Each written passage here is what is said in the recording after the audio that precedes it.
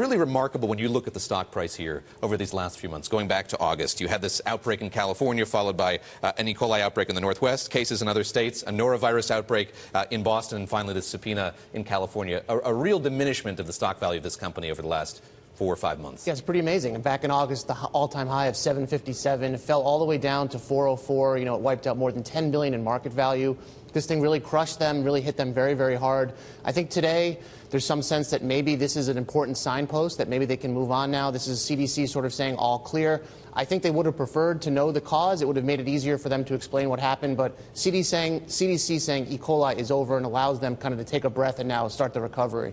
Yeah, you say they might have wanted to say all clear. I mean, I think that there might be people who are still wondering, what happened indeed, how this wasn't caught for so long. Is it common for the CDC to close a case like this without finding the culprit? About 50% of the time, they don't find the culprit. So in this case, they've kind of steered toward this result all along, to be honest with you, for people that are watching closely. You know, CDC kind of came out and said the way Chipotle kept their records made this tough. Chipotle said, we use so much fresh ingredients, we move them in and out of the restaurants very quickly. It's been very tough to track. So I think you're right that there are a lot of people out there that want to know what happened. And we still don't really know. They were not able to say it was cilantro or it was tomatoes or it was lettuce. So that is kind of out there, but I think the big thing here for investors especially is that there's no more CDC headlines coming.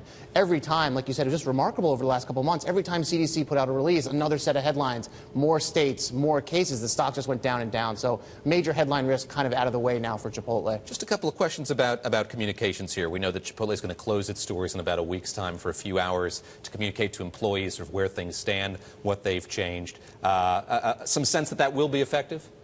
You know, you hear mixed opinions on it. I mean, it certainly got attention. There were some headlines out there, the fact that they're going to close these restaurants down for a couple of days. I think, again, it's them signaling further that the recovery is on. When they made that announcement, that was the sense, I think, that we had that CDC was going to come out. There was a feeling they wouldn't do that without the CDC. Now the CDC piece is in place. Next week, they'll explain to employees what happened. And they've also said in the middle of February, they'll come out with marketing. And there's a sense that they're going to do a push, whether it's free burritos or half-price burritos. There's going to be something to try to get the loyal customers back in and then go back out and try to get new customers, but it's a long road that they face as far as negative sales. I mean, some analysts saying it could be a couple of quarters of down sales. This is a company that, has never had a down quarter. The first one will be when they report tomorrow for the fourth quarter. You bring that up. Let me just ask you sort of what folks are expecting when the company does in fact report tomorrow. So they pre-reported. They came out and said sales were down almost 15% for the fourth quarter. Like I said, first time ever as a public company they'll have a down quarter. So that number's out there, kind of priced in, so to speak.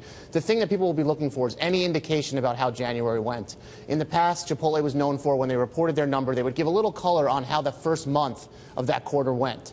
So if they come out and say maybe the recovery is sort of further along, sales are only down 5% in January, if there's